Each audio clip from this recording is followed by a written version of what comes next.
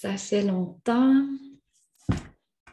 Ça fait vraiment longtemps que je veux faire un épisode solo. Ça fait plusieurs personnes aussi qui m'écrivent en privé, qui veulent en savoir plus sur ma transition de la ville à la campagne, puis sur les transitions de vie en général, hein, sur le fait comment est-ce qu'on se fait vivre ces moments-là où on fait des choix de vie plus alignés avec soi-même, mais en même temps, où est-ce qu'on a l'impression de sauter un petit peu dans le vide. Donc, j'avais vraiment envie de vous en parler. Puis je voulais attendre d'être dans un moment de calme intérieur et extérieur parce que, vous allez le voir, là, ça a été toute une année. Ça l'explique aussi le fait que j'étais moins présente sur les réseaux sociaux dans les derniers mois. Ça a été vraiment intense.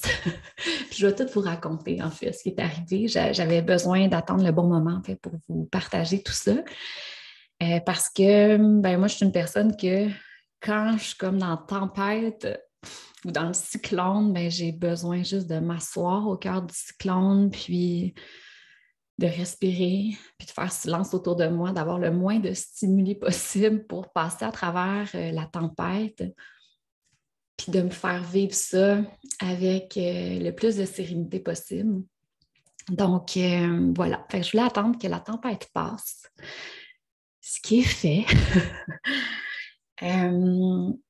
Bon.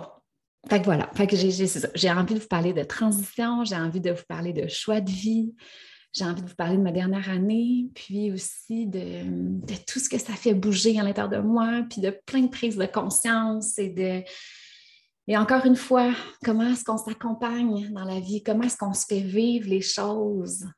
Comment est-ce qu'on se met dans un état? Comment est-ce qu'on s'enrobe de douceur, puis de bienveillance, puis de non-jugement par rapport à nous-mêmes, puis d'amour, en fait, d'amour par rapport à soi? Et c'est un épisode aussi où j'ai envie de vous parler de respecter vos limites. C'est vraiment, je réalise que je suis rendue de mieux en mieux là-dedans et je pars de loin parce que je ne respectais pas tant toutes mes limites avant, ni dans ma vie professionnelle, ni dans ma vie personnelle. Et je dirais que la dernière année, je réalise que je suis rendue vraiment meilleure. Puis j'ai envie de vous partager ça, j'ai envie de vous partager qu'est-ce qui a mené à ça, comment est-ce que je mets mes limites dans le quotidien pour m'honorer, pour me respecter, pour vraiment incarner ce sentiment-là d'être la personne la plus importante de ma vie, puis de respecter mes besoins, puis de les partager, de les nommer, puis de les partager à mon entourage pour trouver des justes milieux, justement, entre les besoins des gens et mes propres besoins à moi. Fait que, bref, c'est un épisode où ça va être très personnel, mais je suis vraiment contente de m'asseoir devant mon micro. Alors, pour partir, en fait, à l'automne dernier, automne 2020, je vous dirais que ça fait quand même longtemps que l'appel de la nature était là. Particulièrement, je vous dirais, après le décès de Nélia, fait que ma petite fille, là, je fais une parenthèse, là, mais la plupart d'entre vous savez mon histoire, mais c'est ça, j'ai perdu un petit garçon, Thomas, en novembre 2015, qui est décédé d'une anomalie quelques jours après sa naissance. Il y avait une gastroschisie, Thomas. Une gastroschisie, c'est qu'il y avait un petit trou dans son abdomen. Donc, quand je l'ai accouché, ses intestins et son estomac étaient à l'extérieur de son corps. Et donc, c'était comme une anomalie assez importante, mais qui se traitait quand même vraiment bien aux soins intensifs. En plus, à Montréal, au Children, c'est un des hôpitaux qui ont fait le plus de recherches sur cette anomalie-là. Donc, on se sentait vraiment en confiance, puis Thomas allait bien dans les premiers jours. Mais à un moment donné, Thomas a vécu plein de complications, puis même les chirurgiens ne comprennent pas. Mais c'était comme si c'était juste des mauvaises nouvelles après mauvaises nouvelles. Et à un moment donné, il a perdu un tiers de son sang. Et là, ça a été comme... Ça a été vraiment ce qui a fait que ça a tourné upside down. Là, son état, a vraiment dégénéré. Et une journée plus tard, on était devant la décision la plus difficile de notre vie, à mon chum et à moi, qui était de l'accompagner aux soins palliatifs. Et Thomas est décédé quelques heures, en fait peut-être, je sais pas, 15 heures après cette décision-là. Et là, c'est entamé un gros chemin de deuil et une méga crise de sens, comme vous le savez. Et tranquillement, je me suis reconstruite. J'avais vraiment besoin d'être dans mon cœur à ce moment-là. J'avais tellement été dans ma tête longtemps. Toute ma vingtaine, je faisais juste être dans ma tête, dans mon mental. Je prenais mes décisions à partir vraiment d'en haut et non du ressenti. Et là, c'était comme si je n'étais plus capable d'être dans cet espace-là. J'avais vraiment besoin de reconnecter avec ce qui faisait du sens pour moi, puis avec le ressenti, avec cette intelligence-là tellement précieuse qui est comment est-ce qu'on ressent les choses. Puis je vous dis ça parce que c'est un élément clé dans ma vie, c'est un élément clé, je crois, dans la vie de chacun d'entre nous. Puis c'est une intelligence que c'est tellement dommage, en fait, parce qu'on ne nous apprend pas à connecter avec cette intelligence-là. Et pourtant, c'est le ressenti qui nous guide vers ce qui est juste pour nous. C'est le ressenti qui nous guide vers un chemin qui nous correspond. Et donc, ça a vraiment été le début pour moi de créer une vie qui est vraiment plus alignée avec ce que je suis, avec qui je suis, avec mes valeurs, avec ce que j'ai vraiment envie de déployer. Puis en même temps, c'était comme si à travers le deuil de Thomas, puis là, je sais là, que je me suis éloignée de la transition à la campagne en passant, mais j'y reviens, vous allez comme comprendre. Tout ça est interrelié. Mais c'est ça, tu sais, pour moi, ce moment-là, dans le deuil, c'était d'apprendre à vivre dans l'inconfort, apprendre à vivre la douleur, apprendre à vivre mes émotions difficiles que j'avais toujours repoussées sous le tapis toute ma vie. Mais c'était aussi cet apprentissage-là C'était comme si ce qui m'habitait là, à ce moment-là, c'était un mélange de je m'en foutisme mélangé à une urgence de vivre. Donc, c'était comme, j'avais tellement perdu ce qui était le plus cher à mes yeux, mon enfant, que là, j'étais plus comme, vous savez quoi? Je vais me permettre de vivre la vie que j'ai vraiment envie de vivre. Je vais me permettre de réaliser mes rêves. Puis aussi, j'étais comme confrontée, bien pas confrontée, mais c'était comme si de voir la mort de Thomas, puis de vivre avec la conscience de la mort. Moi, je n'avais jamais vécu de deuil avant, j'avais jamais vécu de deuil proche, de personnes proches de moi. Mais là, c'était plus un concept que j'allais mourir un jour ou ceux que j'aime allaient un jour partir. C'était vraiment, je le vivais. Mais parallèlement, c'était comme si de vivre avec cette conscience-là de la mort, ça me donnait tellement de force pour ma vie. Ça me donnait tellement cette prise de conscience-là de me dire, mais toi, là, tu fais quoi avec ta vie? Toi, tu vas léguer quoi à ceux qui vont survivre après toi, à ceux qui vont... Tu sais, c'est quoi que tu peux faire pour que ta vie ait un impact positif, celui que toi, tu peux faire, tu sais. Et ça, ben, ça prend racine dans le cœur, ça prend racine dans le ressenti. Et donc, et c'est là que Pastel Flow a débuté. En fait, je me suis dit, ah, ben, je vais utiliser mon métier de productrice, puis je vais le mettre au service. Puis ça, quand on commence à se mettre au service d'un projet qui prend soin de nous, qui prend soin de nos valeurs, qui prend soin de nos aspirations profondes, mais aussi un service, pas un service, mais un projet qui est au service du mieux-être de l'humanité, qui est un projet au service d'un monde meilleur. C'est comme si on a comme une énergie à l'intérieur de nous qui est tellement... en fait, on se sent vivant. Moi, c'était vraiment ça. Puis, je n'étais pas malheureuse dans ma vie d'avant, mais je ne me sentais pas vivante. Et s'il y a bien une chose que j'espère vous transmettre à travers Pastel Fluo, c'est ça, c'est ce sentiment-là de oser marcher votre chemin parce que vous allez vous sentir vivant. Vous allez sentir que vous apportez votre pierre à l'édifice. Puis il n'y a personne qui peut changer le monde, il n'y a personne qui a cette mission-là de sauver le monde, mais chacun d'entre nous, on peut apporter notre pierre à l'édifice. Chacun d'entre nous, on peut être des petits colibris. Je ne sais pas si vous la connaissez, la légende du colibri. C'est tellement beau. Puis en plus, pour ceux qui m'écoutent sur YouTube, j'ai mon diffuseur, puis c'est un colibri. Je mets mes huiles essentielles à chaque jour dans ce diffuseur-là. Puis c'est Michael Zayat, je ne sais pas si vous le connaissez, qui est un homme incroyable, qui fait des huiles où est-ce qu'il... ces huiles essentielles sont incroyables. Et bref, le diffuseur, c'est un colibri. Et donc, j'utilise tout le temps mon petit diffuseur. Mais le colibri, en fait, la légende, c'est que une année, il y avait un feu de forêt. Et là, tous les animaux, ils capotaient.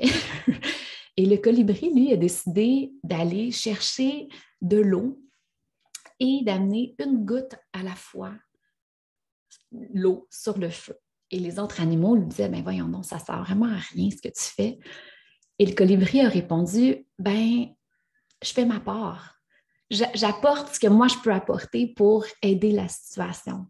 Et donc, moi, je trouve tellement que c'est un beau parallèle parce que chacun d'entre nous, on peut être des petits colibris. C'est notre seule responsabilité, en fait, de s'aligner avec soi-même, de s'aligner avec ce qu'on ressent, de faire des check-ins vraiment souvent dans notre vie, puis de prendre des décisions qui sont alignées et de contribuer à notre façon à un monde meilleur. Et ce n'est pas obligé d'être juste par le travail. Tant mieux si le travail intègre aussi ça, mais ça peut être juste dans nos petits gestes quotidiens, dans avoir plus de bienveillance au quotidien, avoir plus de... amener les gens à... au lieu de juger le monde, là, pourquoi est-ce qu'on ne leur souhaite pas de faire des choix qui sont alignés pour eux? Moi, il y a quelque chose qui a changé là, avec mon fils là, avant, puis même avec mes amis, avec tout le monde de mon entourage. Avant, j'étais beaucoup plus dans un mindset de ma vérité, c'est la vérité. Et j'ai réalisé que cette façon de penser-là est tellement à la base de plusieurs conflits dans le monde. Puis si l'humain comprenait que notre vérité, c'est notre vérité. Et notre but, ce n'est pas de convaincre l'autre de notre vérité, mais pourquoi est-ce qu'à la place de les convaincre de notre vérité, puis de convaincre que notre façon de penser, c'est la meilleure, puis c'est celle qui est le mieux, puis c'est celle que tout le monde devrait appliquer, pourquoi est-ce qu'on ne souhaite pas aux autres de se reconnecter à ce qui fait du sens pour eux, à ce qui fait du sens par rapport à ce qui, eux, leur font sentir bien. Puis moi, Jacob, mon petit gars de 8 ans et demi, maintenant, c'est comme ça que je l'élève. Avant, je dirais, avant les deuils, j'étais beaucoup plus dans un mindset d'y projeter ma façon de penser parce que je me disais, je pense que c'est la meilleure. Mais inconsciemment, j'y projetais mes croyances, j'y projetais mes peurs aussi. Au lieu puis de demander, j'ai comme réalisé, je fais, attends un peu, je vais le reconnecter à son essence à lui. Parce que de demander, moi, je ne serai plus là. De demander, il va être adulte, puis je veux rendre mon enfant autonome, je veux rendre mon enfant, je veux que mon enfant puisse justement être aligné avec lui-même. Fait que maintenant, quand il me parle, au lieu de dire comment moi je pense, je vais le ramener, mais toi, Jacob, qu'est-ce que ton cœur dit? T'sais? Toi, Jaco, qu'est-ce que tu ressens? Parce que, tu sais, le but, c'est pas que ta maman soit fière de toi, c'est que toi, tu te sens bien, que toi, tu sois fière de toi, que toi, tu prennes des décisions que tu sens que ça te fait vibrer. Puis ça, là, ça a tellement changé. Puis je pense vraiment que même quand il va être ado, vu que je suis plus dans une position d'écoute, puis comme un guide pour lui, puis de le reconnecter à sa vérité à lui, ben, j'espère profondément que ça va y éviter de faire des choix qui ne sont pas alignés, puis que ça va y permettre de marcher sur son chemin, puis d'être dans un flot de la vie, au lieu d'être dans la résistance ou de faire des choix par rapport aux autres. Bref, en tout cas, là, je m'éloigne du sujet. Mais ça a été une grosse prise de conscience à travers les deuils. Puis bon, donc là, après le deuil de Thomas, ce que je ressentais dans mon cœur, c'était d'aller à la rencontre de gens qui avaient vécu des expériences de vie difficiles, mais qu'ils avaient transformées en force, qui avaient fait preuve de résilience. Et moi, je n'avais pas appris ça, ma résilience, dans ma vie. Je me faisais vivre très, très mal mes moments difficiles. Je me rappelle quand j'étais ado, j'ai été un bon 5 ans boulimique. Et en grande partie, cette boulimie-là était liée au fait que j'ai tout le temps été très positive, puis on me disait, ah, Joanie, t'es un petit rayon de soleil, mais c'était comme si je ne me permettais pas d'être autre chose que ça. Donc oui, j'étais quelqu'un qui aimait ça prendre soin des gens, puis qui aimait ça les écouter, puis qui avait une certaine force, là, je pense. Puis les gens se confiaient facilement à moi, mais moi, c'était comme si je ne me permettais pas d'être vulnérable parce que j'étais dans une position où je prenais soin des autres tout le temps, puis où je devais être un rayon de soleil pour les gens. Puis la boulimie, c'était ça. J'étais comme pas capable de vivre mes émotions difficiles. J'étais pas capable de montrer ma vulnérabilité. Fait que ça passait dans la bouffe. Puis là, ben, je mangeais beaucoup. Fait que là, ben, il y avait des purges parce que je voulais pas prendre de poids par rapport à tout ce que je consommais. Puis ça a été comme... Puis j'ai réalisé, en fait, à travers ces années-là, que c'est à cause que j'étais pas capable de vivre mes émotions. C'est fou, là. En tout cas, en grosse partie, c'était ça. Là, je ne sais pas pourquoi je vous ai parlé de ça, mais bref, c'est ça. Avec Thomas, j'ai appris à accueillir la douleur, j'ai appris à vraiment bien me faire vivre cette épreuve-là dans une certaine sérénité, dans une connexion à mon corps, dans une connexion à mon cœur, puis à ne pas rusher le processus de guérison aussi, à vraiment prendre le temps de vivre ce que j'avais à vivre de difficile, puis à vivre dans ce tunnel sombre-là, puis à ne pas vouloir être tout de suite rendu de l'autre côté dans la lumière. Tu sais. Et je pense vraiment que le fait que je n'ai pas rushé rien, mais que je me suis connectée à cette petite voix-là, puis que j'ai nourri ce qui me faisait pétiller à l'intérieur. Fait que j'ai nourri des besoins qui étaient éveillés à partir de mon cœur, à partir de ce qui m'appelait, à partir de qu'est-ce que la vie a envie de faire avec moi. Tu sais, ceux qui ont vu notre documentaire Électron libre avec Frédéric Laloux, il m'en a dit ça, tu sais, il dit, au lieu de tout réfléchir nos décisions de vie avec notre tête, pourquoi est-ce qu'à la place, on ne part pas de l'intérieur, on ne part pas de la vie m'appelle sur quoi présentement? La vie, si je laisse vraiment la vie passer à travers moi, là, comment est-ce que j'ai envie de me mettre au service de cette vie-là, de ce pétillement-là, de ce qui me met en joie? Tu sais, moi, je vois souvent, l'image que j'ai, en fait, c'est qu'il y a plein de bébés projets autour de nous, dans l'univers, qui répondent à des besoins, de prendre soin des humains, de prendre soin du vivant, de prendre soin de la nature, des animaux. On est vraiment dans ce moment-là de transition où, plus que jamais, je pense qu'il faut arrêter de créer des projets ou des entreprises qui vont amener à créer des nouveaux besoins. On doit on doit vraiment se mettre en mouvement pour répondre à des problèmes, répondre à ce, à cette quête de sens et prendre soin du vivant, prendre soin des uns des autres. Et donc, quand on écoute la vie qui va être vécue à travers nous, ben c'est comme si, moi, ce que j'ai l'impression, c'est qu'il y a plein de bébés projets, puis quand on écoute la vie, c'est on vient capter un peu ces projets-là qui ont besoin de nous.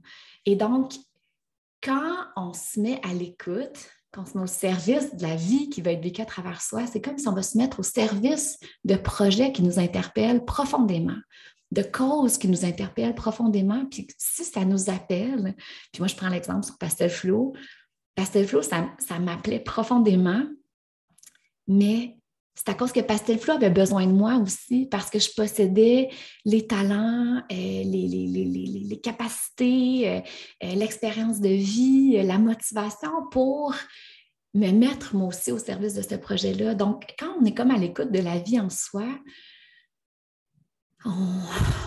on se met sur un chemin qui est beaucoup plus goûteux, mais qui nous correspond plus. Donc, et après ça, ben, un peu comme une fleur, ben, c'est de le nourrir, ce projet-là, c'est de le nourrir de toutes nos attentions, de toutes nos intentions, de toute notre rigueur aussi, parce que c'est pas juste de l'imaginer puis de le rêver, c'est vraiment de se mettre en action. Puis celles qui m'entendent parler de féminin, de masculin, c'est exactement ça, tu sais, c'est de mettre notre tête au service de notre cœur, de mettre nos actions au service de nos intuitions. Et c'est vraiment quand on travaille dans ce mouvement-là, de l'intérieur vers l'extérieur, qu'on se sent aligné, qu'on sent qu'on fait des choix de vie qui nous correspondent vraiment. Puis qu'on sent qu'on utilise notre temps puis notre énergie à leur plein potentiel. Et ça n'a pas de prix. Tu sais. Puis pour faire un lien avec ce que je disais tantôt, ben moi, j'y pense quand même souvent, tu sais, quand je vais être sur mon lit de mort. Puis je me dis, ben, je veux vivre une vie où je vais m'être connectée à ce que je ressens, puis où est-ce que je vais avoir osé faire des choix alignés avec ce que je ressens. Puis si toute ma vie, je fais ça, puis que je surpasse mes peurs, ben, puis que je plonge quand je sens que c'est vraiment juste, ben, veux pas, ça va amener du bien autour de moi, puis moi, ça va me nourrir. Puis moi, c'est ça que je réalise aussi. Pastel Fluo, là, ça n'a pas été une ride facile, là. Là, ça va vraiment mieux, je dirais, depuis 2020. Il y a plus de douceur, il y a plus d'abondance, mais ça a été un projet qui était super difficile. Je peux d'ailleurs peut-être vous en parler un petit peu parce que peut-être ça va vous conforter aussi dans des choix de vie. Mon Dieu, je me suis tellement éloignée de la ville et de la campagne. Je vais vraiment y revenir. Je me laisse aller. Je vais y revenir tranquillement. Je pense que ça va s'intégrer au fil du partage.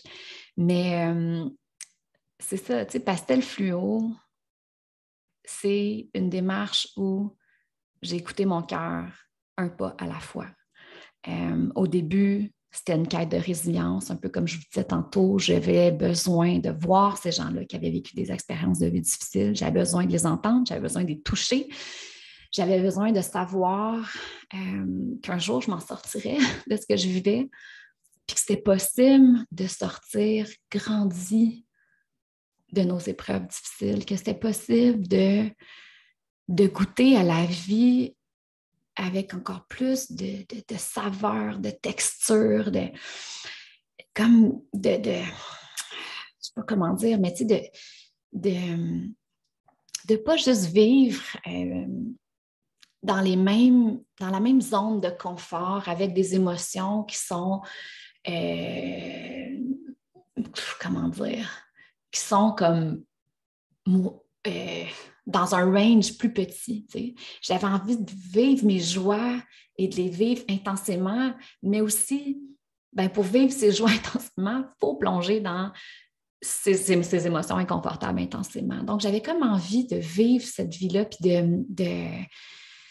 d'apprendre de leur résilience. Puis c'est pour ça que les premiers épisodes de Pastel Fluo, c'est beaucoup cette quête de résilience-là. Puis de m'emmener, bien, tranquillement, mon deuil se guérissait peu à peu. Puis de faire ça aussi, hein, c'est une clé là, quand on ne va pas bien. Là. Quand, quand on vit des moments, puis je sais qu'il y a plusieurs d'entre vous êtes dans ce processus-là de quête de sens, puis de brouillard. Vous êtes beaucoup à m'écrire en privé par rapport à ça. Puis d'ailleurs, mon programme Renaître à soi va tellement vous aider. Là, ça va vraiment répondre à ce besoin-là.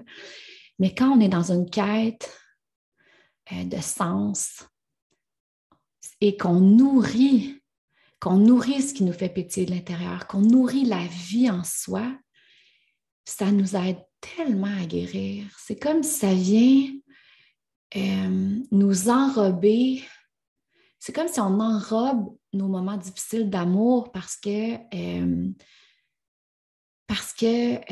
mon Dieu, c'est tellement difficile de mettre des mots là-dessus, là, mais à travers Pastel Fluo, c'était difficile ce que je vivais dans ma vie personnelle, les deuils, mais en même temps, c'était comme si ce projet-là, mon Dieu, m'ouvrait le cœur, m'élevait, me nourrissait. Donc, mon épreuve était plus facile à vivre parce que je me mettais en mouvement dans un alignement de la vie qui voulait être vécue à travers moi. Et donc, et ce que je me suis rendu compte, c'est que les gens que j'interviewais et les gens qui, en fait, j'étais attirée d'interviewer parce que ça a tout le temps été ça. Une année, je voyais, mon Dieu, tu sais, par exemple, Marie-Josée Richer, qui est le 6e documentaire, une année, je vois sur mon feed Facebook un reportage sur son entreprise qui fait des choses autrement, qui met l'humain au cœur de l'humain et l'environnement au cœur de sa stratégie d'affaires. Et je trouvais ça tellement merveilleux. Je me disais, OK, c'est ça qu'on a besoin. C'est des entreprises comme ça, tu sais, qui mettent des profits de l'humain, de l'environnement sur le même niveau d'égalité. Et là, j'ai eu comme un appel du cœur. Mon cœur, il s'ouvrait, là. Le lendemain, j'ai écrit. J'ai réussi à avoir un meeting avec elle, puis hop, tranquillement, le documentaire a commencé comme ça. Fait que chaque personne des documentaires, ça a tout le temps été ça. C'était comme mon cœur qui s'ouvrait, puis c'était comme si je savais que cette personne-là, je devais aller à sa rencontre, je devais la suivre. Donc, encore une fois, le ressenti. Donc, puis là, tranquillement, ce que je me suis rendu compte dans Pastel Fluo, c'est que chaque personne que je rencontrais, avant de faire des changements positifs, puis avant de contribuer aux changements qu'ils voulaient voir dans le monde à travers leurs différents projets de cœur, à travers leurs différents projets qui venaient vraiment contribuer à un monde meilleur, que ce soit les entreprises, que ce soit tu sais, comme Marie-Josée, c'était son entreprise Prana. Lisa Fecteau, c'était d'abolir toute la hiérarchie de son entreprise, de tendre vers un nouveau modèle de gouvernance. Dans le dernier documentaire, c'était transformer l'entreprise. Fred Laloux, avant d'écrire son livre Reinventing Organizations, il y a eu un gros accident. Il s'est ramassé à l'hôpital pendant plusieurs mois, puis c'est là qu'il a décidé de changer sa façon de vivre. C'est là aussi qu'il y a eu un appel d'habiter en nature. Et là, bon, dans le documentaire, on le suit, lui et sa femme, Hélène Gérin, que j'aime tellement, dans leur éco-village. Même chose pour le documentaire sur les cerfs autonomes qui utilisent l'aquaponie. Même chose pour Marie-Hélène dans son projet de produits naturels. Bref, chaque personne, avant de contribuer à un monde meilleur, ont vécu quelque chose de difficile qui les a ramenés au cœur de qui ils étaient, qui les ont ramenés à l'essentiel. Et ça, c'est un méga cadeau de nos épreuves de vie. C'est comme si le flafla, là, il disparaît dans ce temps-là. Puis on est appelé vers plus de sens. Puis ça, c'est la première clé pour faire des choix de vie alignés. C'est la première clé pour vivre une vie qui nous ressemble. Fait que Pastel Fluo, pour revenir un peu au processus, je sentais que ce projet-là était beau, qu'il était grand. Et moi, je suis quelqu'un de bien intense dans la vie, bien passionnée. Puis je sentais que j'avais l'espèce d'énergie puis de dévotion pour porter un projet comme ça. Mais je ne pensais jamais que ça allait être aussi difficile que ça.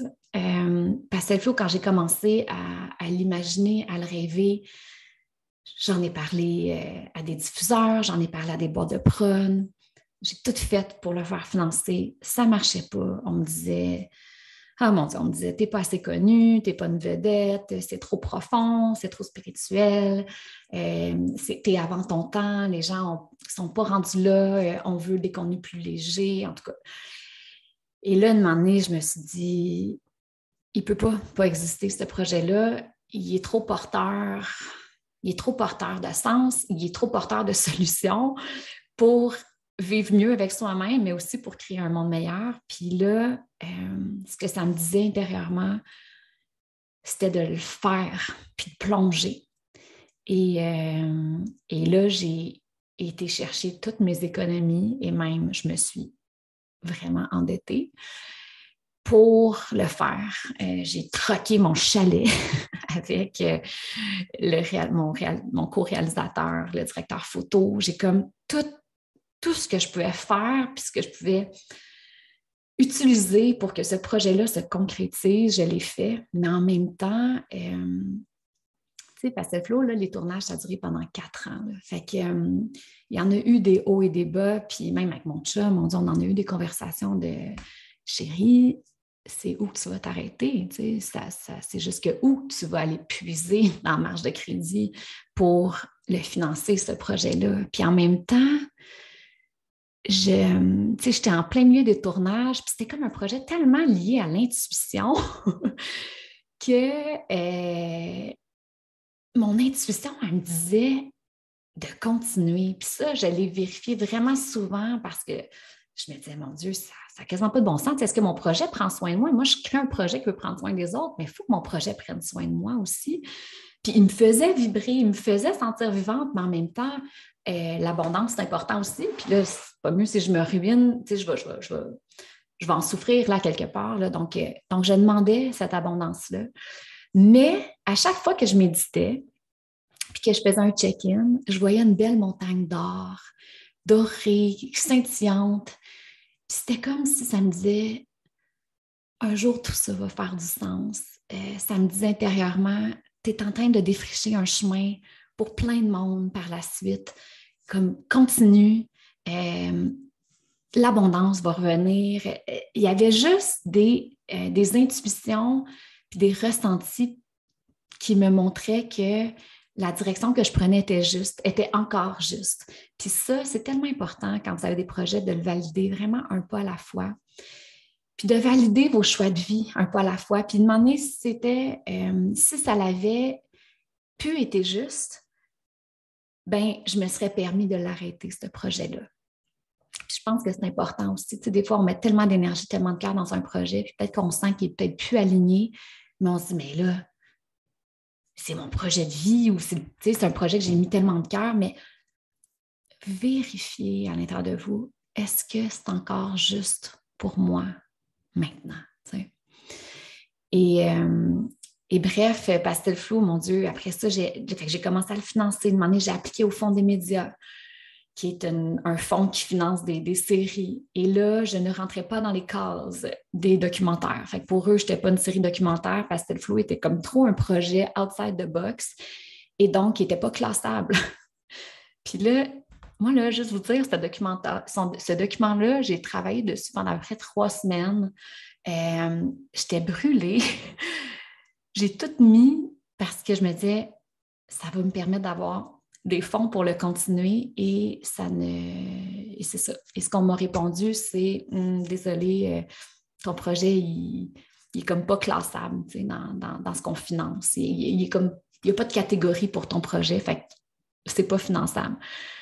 Hey, la colère là, que j'avais à l'intérieur, là, puis le sentiment d'injustice, mais à travers l'adversité, on vient chercher des solutions. Puis c'est là qu'une année, je me suis dit, OK, je vais créer une boîte de production, Pastel Flow Production, où est-ce que je vais commencer à faire des vidéos pour les entreprises sur leur impact social, sur leur façon de faire, qui est alignée, qui est juste, qui est ancrée dans leurs valeurs pour inspirer d'autres entreprises, mais d'infuser un peu cette touche Pastel Flow-là.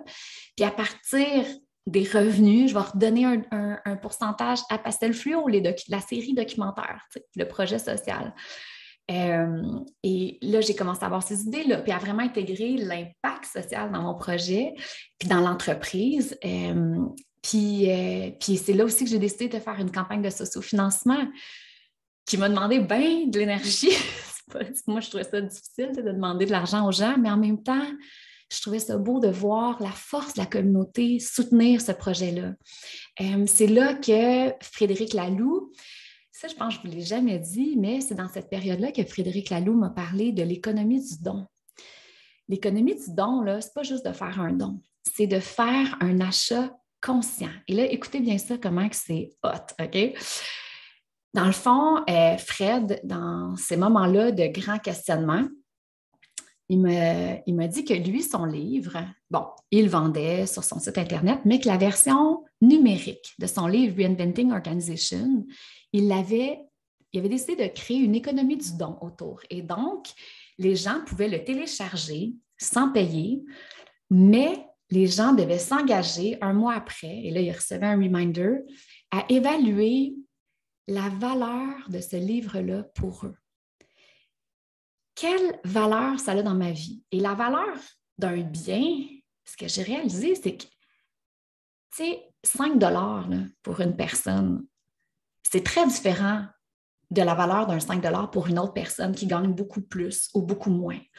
Et donc, de créer une économie autour du don et de l'achat conscient, c'est d'évaluer, bien, moi, ça vaut combien par rapport à mes ressources financières, mais par rapport aussi à ce que ça vient déposer dans ma vie à ce moment-ci. Et là, quand Fred m'a dit ça, j'étais comme « wow, c'est tellement une belle façon, je trouve, de contribuer à Pastel Fluo. » Fait que là, j'ai intégré l'économie du don. C'est pour ça qu'à la fin des documentaires, vous voyez que ce documentaire-là était possible grâce à l'économie du don.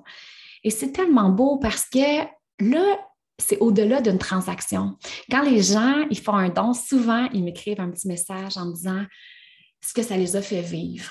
Puis, c'est tellement touchant parce que, par exemple, un documentaire, j'avais fait un documentaire à demander sur les serres de My Food, donc vraiment sur l'autonomie alimentaire. On était parti dans un road trip en France, voir justement des nouveaux modèles de serres qui nous permettent d'être autonomes, puis qui sont quand même vraiment accessibles financièrement aussi pour la classe moyenne, puis qui utilisent l'aquaponie, la permaculture. Bref, c'est eux, leur mission d'entreprise, c'est open source. Donc, c'est vraiment super intéressant au niveau des valeurs derrière également, puis de toute la communauté qui s'imprègne. Bref, il y a quelqu'un qui a été très marqué par ce documentaire-là et qui m'a fait un très gros don, là, dans les 3 chiffres. Et tellement que je pensais que c'était une erreur, tu sais.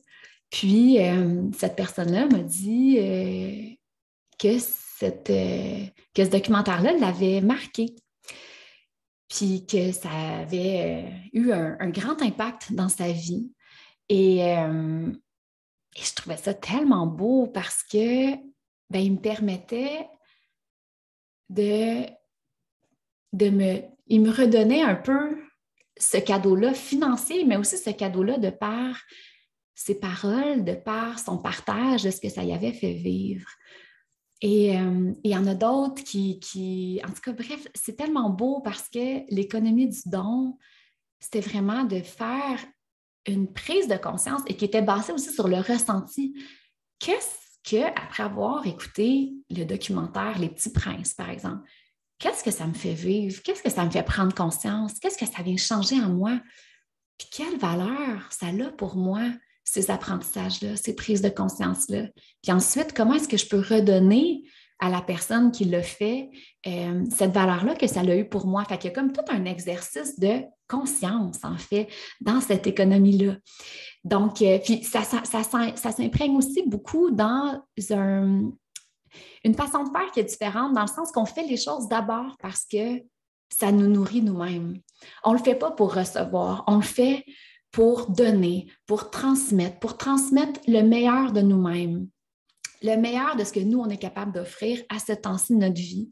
Et les gens, par la suite, nous redonnent en cadeau, parce qu'en anglais, c'est gift economy. Hein, c'est pas économie du don, c'est gift économie. Donc, les gens nous redonnent en cadeau ce qu'eux ont reçu, ont vécu.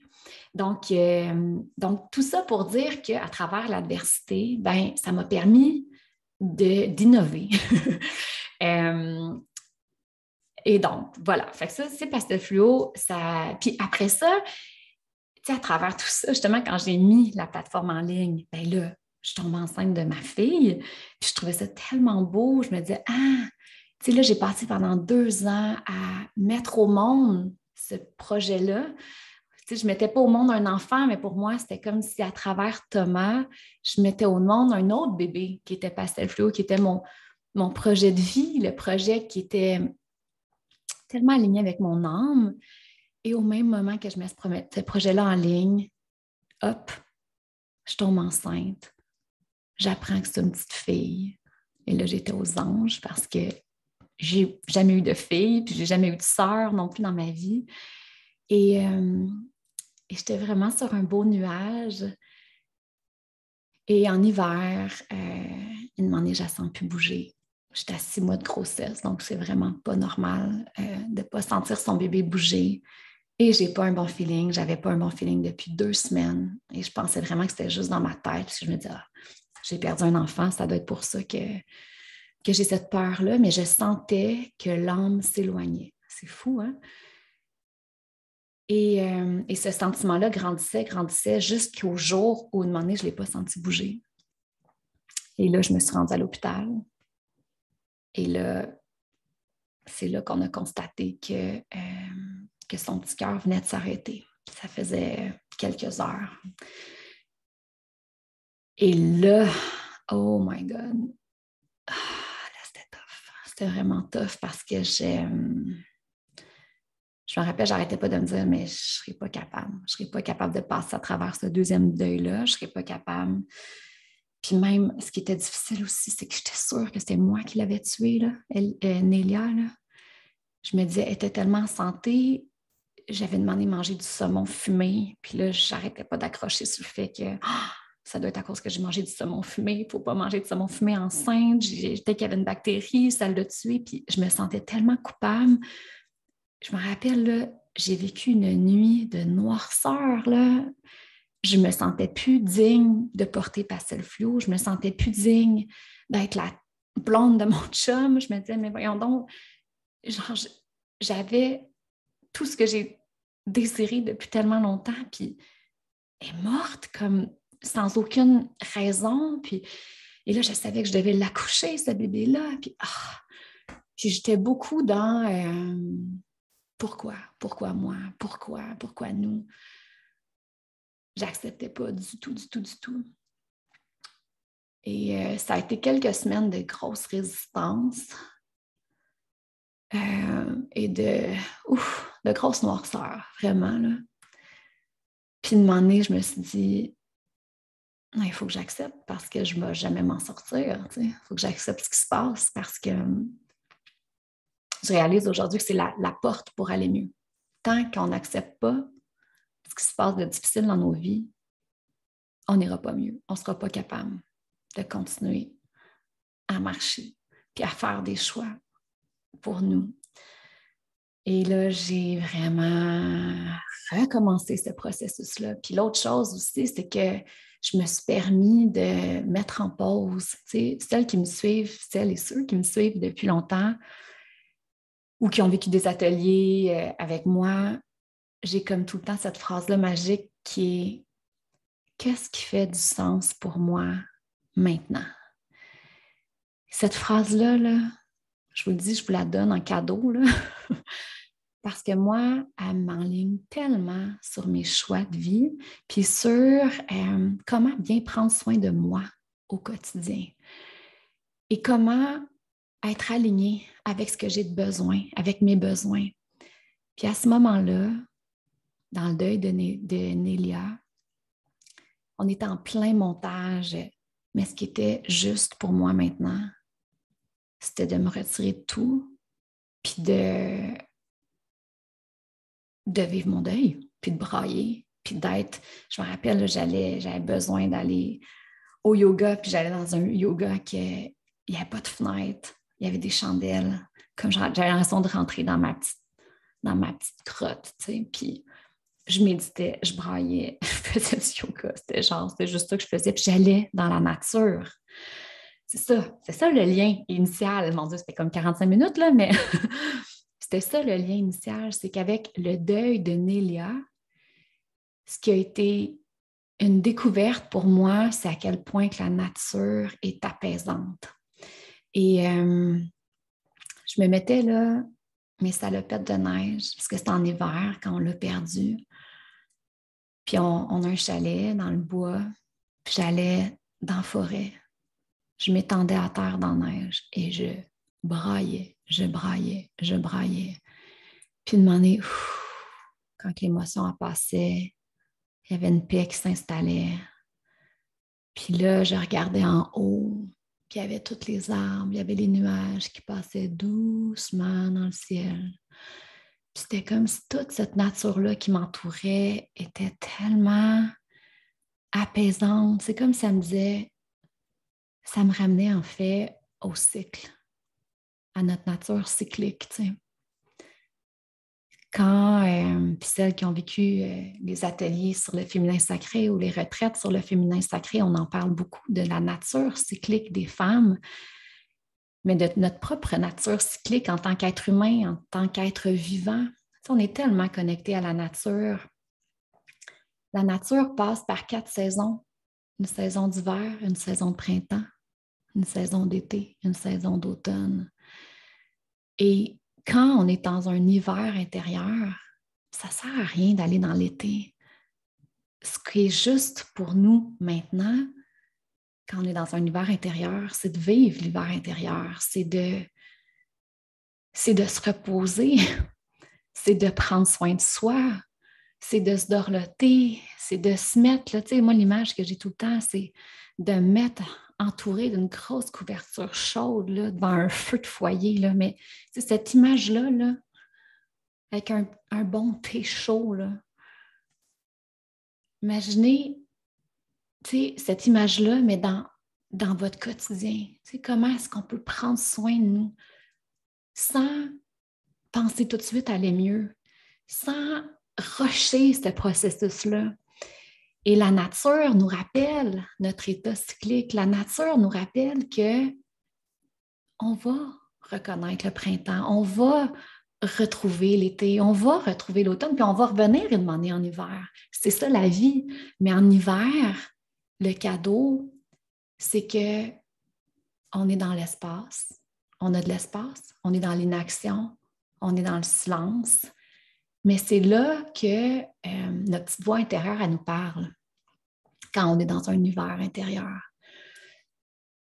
Quand vous êtes dans votre cycle menstruel, c'est dans le temps des menstruations. Moi, je fais maintenant une cérémonie pour prendre soin de moi dans mes menstruations. Puis c'est là que j'ai des inspirations, mais ce n'est pas le temps de faire. C'est vraiment le temps de recevoir par quoi que la vie m'appelle présentement. Qu'est-ce qui est juste pour moi? C'est quoi la prochaine étape? Quel choix de vie j'ai besoin de faire pour être plus alignée? Puis demander, vous savez, hein, dans la nature, les graines, elles sont gelées dans le sol, mais c'est vraiment en hiver qu'elles viennent vraiment puiser toute l'énergie, qu'elles emmagasinent l'énergie pour vraiment ensuite éclore et bourgeonner au printemps. Donc, en hiver, des fois, on peut avoir l'impression qu'à cause qu'on n'est pas beaucoup dans le faire, mais qu'on est beaucoup plus dans l'être, que ça va lentement. Mais attendez une minute, c'est que vous êtes en train de mettre les racines pour le prochain printemps de votre vie. Et pour Nélia, ça a été exactement ça. Puis en plus, j'étais en hiver. Puis de m'en est, quelques mois plus tard, OK, je sentais qu'il y avait un appel un peu plus grand, puis que ça se guérissait, puis que ça se transformait. Puis je continuais cette façon-là de nourrir la vie à l'intérieur de moi. Et ensuite, et là, ce qui était juste, c'était de continuer de pastel fluo, puis j'essayais de retomber enceinte. Et finalement, ça a pris 2 ans. Puis ça, je ne vous en ai pas parlé, mais on a vécu une période d'infertilité, mon chum puis moi. Puis on a été se faire tester, moi je me disais peut-être que j'ai tellement vécu d'émotions que je sais pas, c'est venu jouer dans ma fertilité. Puis c'était tout aussi cette, de vivre un peu dans le futur, dans l'appréhension du futur, je vais peut-être jamais avoir d'autres enfants, Jacob aura peut-être jamais de petits frères, de petites sœurs, puis de vivre dans ces peurs-là. Puis en même temps, parallèlement, c'était de juste me dire, hey, regarde, fais confiance, la vie t'a tout le temps accompagné, fais donc confiance. Puis il y avait une petite voix à l'intérieur de moi quand je me demandais qu'est-ce qui est juste pour moi, qui me disait, ce qui est juste pour toi, c'est de le finir, ton projet Pastel Fluo. Pas de le finir parce qu'il est en continuité constamment, mais dans le sens, un grand chapitre qui était la saison 1, les derniers documentaires, ceux qui les ont vus. On a suivi Marie-Josée pendant 3 ans, on a suivi Lisa Fecteau pendant 2 ans. Donc, mon énergie, mon cœur, mon temps, mon âme devait être à nourrir ces documentaires-là, les terminer, continuer à mettre tout l'amour. Puis pour moi, s'il y a bien quelque chose qui est important, c'est ça, c'est de ne pas faire les choses à moitié. Puis c'est pour ça que, oh mon Dieu, ça me prend du temps à faire les choses. C'est pour ça que mon programme Renaître à soi, justement, je voulais le sortir en septembre. Mais puis là, je vais arriver finalement dans ce que j'ai vécu cette année, ça s'en vient. Mais à un moment donné, j'ai réalisé que c'était pas juste de le sortir en septembre parce que j'avais pas l'espace puis je voulais bien faire les choses. Puis c'est fou comment il y a des affaires qui se sont alignées par la suite quand j'ai décidé, OK, je vais le lancer en décembre, on va le partir en janvier, ça va être plus doux, ça va être plus aligné, puis en même temps, ça va me permettre d'être à 100% là. T'sais. On est tellement dans une société de performance, de rapidité, puis ça nous rattrape dans nos vies professionnelles, ça nous rattrape dans nos vies personnelles. Puis moi, souvent, je me rappelle, attends un peu, là, l'important, là, c'est pas de le sortir le plus rapidement possible, c'est que de le sortir dans un moment qui va être juste pour toi, qui va t'avoir permis de vraiment, tu sais, de le nourrir à son plein potentiel. Les documentaires, en toute honnêteté, j'aurais pas pu mettre plus d'amour, plus d'énergie. Quand je les ai sortis, c'est que je sentais qu'ils étaient à 100%. Tu sais, les documentaires, là, juste pour donner une idée, là, toutes les entrevues, là, puis il y en a là, qui duraient 1 heure et demie, là. Je les écrivais toutes à la main. Et j'ai des documents là, de genre 50, 60 pages avec tout le verbatim des entrevues. Puis à partir du verbatim, ça c'était ma première étape, puis à partir du verbatim, là, j'allais chercher toutes les pépites d'or. Puis là, après ça, je montais mon scénario. Puis pour moi, c'était tellement important de faire ça, puis d'y donner tout l'amour, puis tout le temps, puis toute l'énergie que ce projet-là mérite. Puis pour être vraiment dans un sentiment que, ben, une fois que le documentaire va sortir, il est à son plein potentiel. J'ai tout mis ce qui a été dit de plus précieux, les clés de sagesse les plus profondes, les plus porteuses. Et ça, là, je vous le dis parce que c'est tellement important de mettre toute notre attention et toute notre intention. Et les gens le ressentent. Le nombre de personnes qui me disent Pastel Fluo, ça a comme une vibe différente, on l'écoute puis ça nous fait vivre des choses. Mais oui, mais je pense que ça vous plonge au cœur de vous, mais parce que j'ai tellement mis d'amour dans ce projet-là. Je me suis donnée, là, j'ai tout donné, là, tu sais. Mais aujourd'hui, je suis contente parce que ben, chacun des documentaires, ils ont été vraiment, je leur ai donné toute l'attention nécessaire. Et après ça, hop, je les laisse voler, puis les laisse faire leur œuvre. Puis là, hop, je me concentre sur d'autres choses. Puis Renaître à soi, c'est la même chose. Ce qui s'en vient, vous allez voir, c'est tellement beau, c'est tellement plein d'intentions. Puis la vie m'a amené tellement de synchronicité à travers ça, mais osons prendre le temps, mais que lorsqu'on fait quelque chose, puis qu'on l'offre au monde, les gens vont le ressentir, vont le goûter, que c'est plein, que c'est rempli, puis que ça n'a pas été fait à la va-vite, que ça a été fait dans des intentions qui sont pures. Puis ça, c'est important, c'est tellement important. Bref, je m'éloigne encore une fois.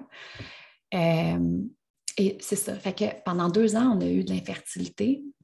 Mais moi, ce que je demandais à ce bébé-là, à cette âme-là, c'était de vivre une grossesse dans la douceur. Parce que toutes mes grossesses, je ne les ai jamais vécues dans la douceur. J'étais tout le temps dans le jus. Puis ça, c'est mon pattern de par ma passion et mon intensité dans la vie. Ben, j'ai vraiment ce pattern-là de surcharger mon horaire. Puis, mais là, je suis de mieux en mieux. Mais il faut que je fasse attention à ça. Vraiment, assez rapidement, je suis tellement allumée par plein de projets que je dis oui à plein de choses, puis je ne réalise pas le temps que ça me demande pour faire les choses. Et là, ben, le temps était à clair pastel fluo. Puis c'était tout le temps ça que ça revenait.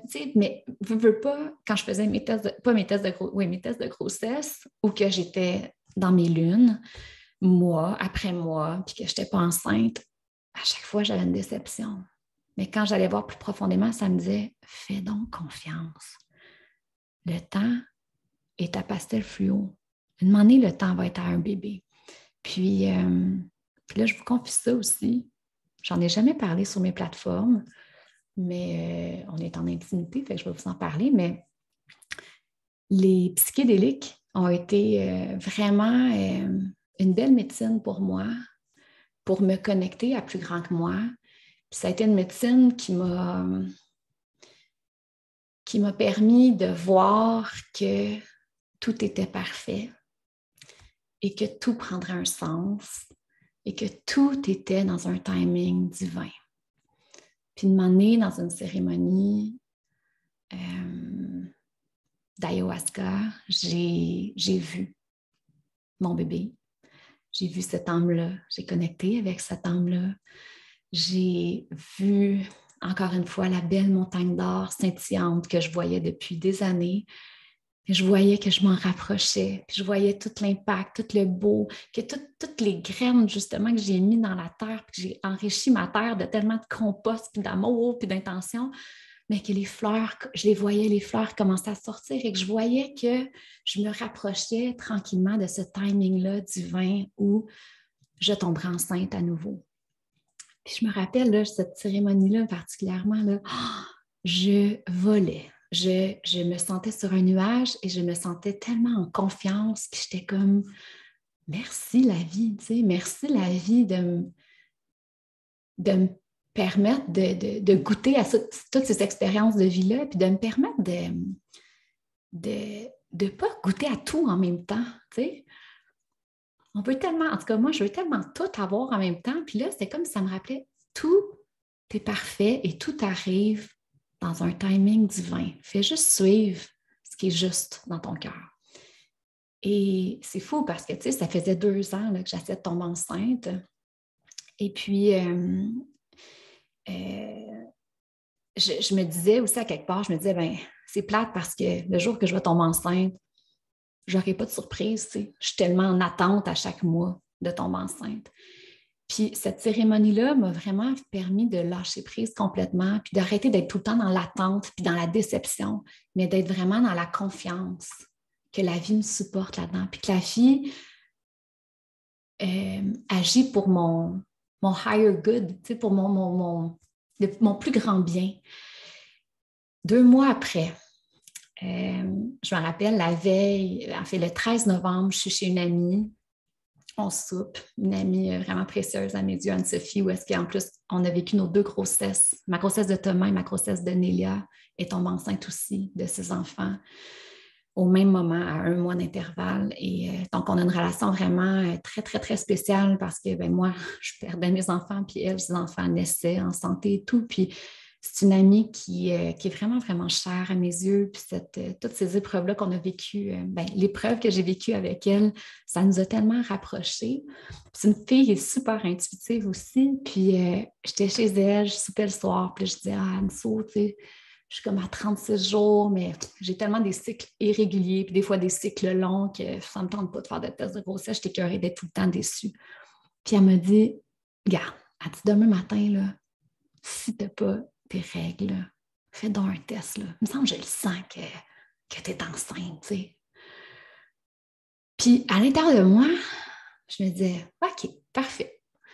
Ça va faire 37 jours. D'un matin, je vais faire un test. Le lendemain matin, je fais un test de grossesse. Je suis enceinte. et je réalise qu'on est le 14 novembre. Et le 14 novembre, guys, là, c'est la date que Thomas est décédé. C'est fou, là. J'en revenais pas.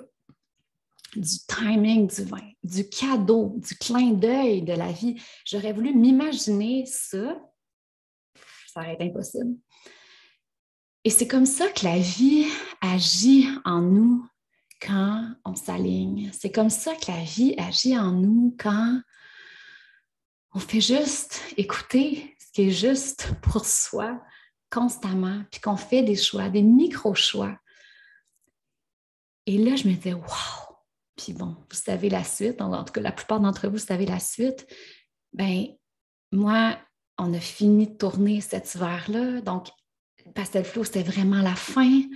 J'ai vécu ma grossesse, on était à la fin des montages, donc c'était très, très doux. Puis moi, j'ai tout le temps demandé une grossesse douce, dans la lenteur, dans la douceur. En plus, la pandémie est arrivée. Et là, ça m'a permis d'être vraiment encore plus dans le calme. On a été s'isoler au chalet parce que nous, on avait un appartement à Montréal qui était quand même assez petit. Fait qu'on s'est dit, OK, parfait, on s'en va au chalet. Et là, ça a été l'espèce de aha moment de me dire, aïe, aïe, vivre à temps plein en nature, ça fait tellement du bien. C'est-tu possible, genre, qu'on fasse ce choix-là? Puis je me rappelais à quel point que la nature avait été bénéfique pour Nélia, pour le deuil de Nélia. C'est comme si je respirais plus. Mes respirations étaient plus profondes. Je me sentais plus calme intérieurement. Et ma grossesse a été hyper douce. Et là, à travers la pandémie, Tout.tv a réalisé, je pense, la portée et l'importance de Pastel Flow dans notre société. Et là, ils ont décidé de tout racheter la série. Et le 15 juillet, la date de ma fête, ma petite cocotte est venue au monde. En plus, c'est mon chum qui l'a sorti parce que ça donnait que cette journée-là, c'était le médecin qui était de garde. C'était le médecin qui m'avait suivi pendant la grossesse de Thomas, qui avait vécu le décès de Thomas avec nous. C'est le même médecin qui m'avait accompagné dans la grossesse de Nélia. C'était lui qui m'avait fait l'échographie, qui avait constaté que son cœur s'était arrêté de battre. Donc, on avait une histoire vraiment,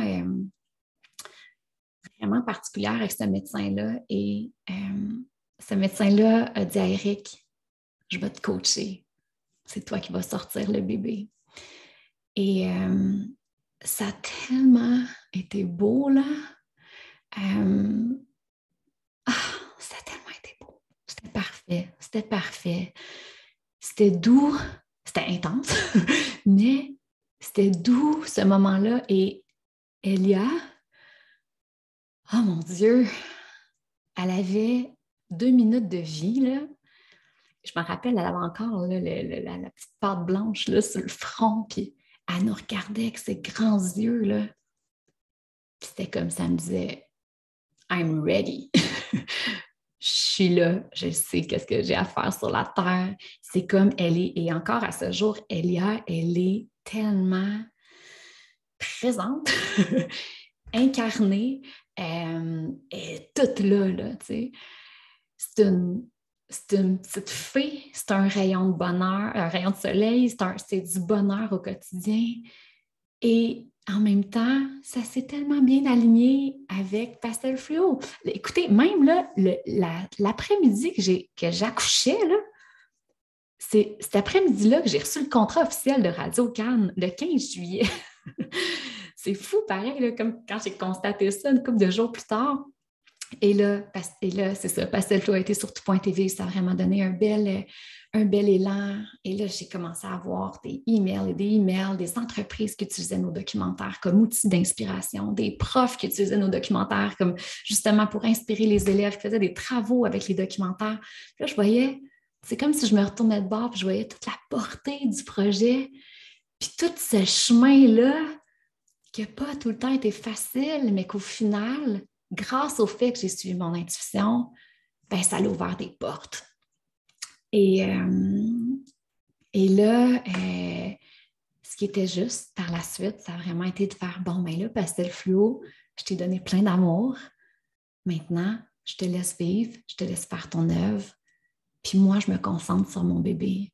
Moi, je me concentre à vraiment être pleinement présente avec ma petite pitchounette. Puis ça a été ça, tu sais, 2000. Puis en même temps, on était en pandémie, fait qu'on était comme plus isolés. Puis moi, ça me faisait du bien d'être vraiment plus comme dans ma petite grotte. Et là, il y avait l'appel du podcast aussi. C'est ça, je me rappelle là, quand j'étais enceinte, j'avais l'appel du podcast vraiment fort. Puis je voulais même le sortir genre en août, ce qui était complètement ridicule parce que je venais d'accoucher. Alors, j'ai reporté le projet assez rapidement. Et là, en janvier, le podcast est sorti. Puis je me suis permis, tu sais, initialement, je voulais en sortir 1 ou 2 semaines. J'avais des grandes ambitions. Puis de demander, je me suis dit, ben non, c'est pas juste, pas en tout. Là, le podcast ne va pas prendre soin de moi si je le sors comme ça aux 2 semaines. Non, je vais le faire peut-être une fois par mois. Puis ça sera comme un cadeau, une fois par mois pour la communauté. Mais je vais bien faire les choses. Puis je vais présenter des gens qui sont vraiment précieux à mes yeux, qui ont tellement de belles médecines, qui ont des beaux cadeaux à offrir. Et là, j'arrive vers ce que je voulais réellement vous parler. Et je réalise que ça fait 1 heure que je parle, mais bon, c'est pas grave. En fait, la nuit, nous, c'est ça, on a habité au chalet et on ressentait vraiment l'appel d'habiter en nature en temps plein. On s'est même dit, OK, on va déménager au chalet, tu sais. Mais en même temps, bon, l'Internet était vraiment difficile, ce qui ne marchait pas vraiment avec nos réalités. Puis notre chalet, il est dans le plein milieu du bois. Fait qu'on trouvait que pour Jacob, c'était peut-être pas l'idéal, vu qu'on était très isolés. Puis nous, on était dans une école alternative à Montréal. Fait qu'on voulait vraiment offrir une éducation qui était différente, qui était axée vraiment plus sur l'unicité de l'enfant. Et l'école dans les Laurentides qui correspondait le plus à nos valeurs, c'était l'école Waldorf à Val-David. Fait qu'on a commencé à explorer peut-être cette possibilité-là de déménager à Val-David. Et donc, en octobre 2020, on a commencé à chercher des maisons. Et on cherchait très, très fort et il n'y avait rien. Le marché à Val-David est vraiment difficile parce qu'il y a tellement de demandes, peu d'offres. Il y a une maison qui sort, c'est comme tout le monde se pitche dessus. Fait qu'un soir, j'étais avec Eric. Puis là, on fume un petit joint. Et là, on se dit, bon, là, on va regarder les maisons sous un autre angle. Puis il y avait une maison qu'à chaque fois qu'on passait dessus, c'était comme, oh non, ça c'est la maison qui est épouvantable. Fait qu'on passait rapidement dessus. Et là, cette soirée-là, c'est comme si ça nous a ouvert l'esprit vers d'autres possibilités. Puis là, on a commencé à observer cette maison-là, puis à dire, ben, tu sais, supposons qu'on la rénove.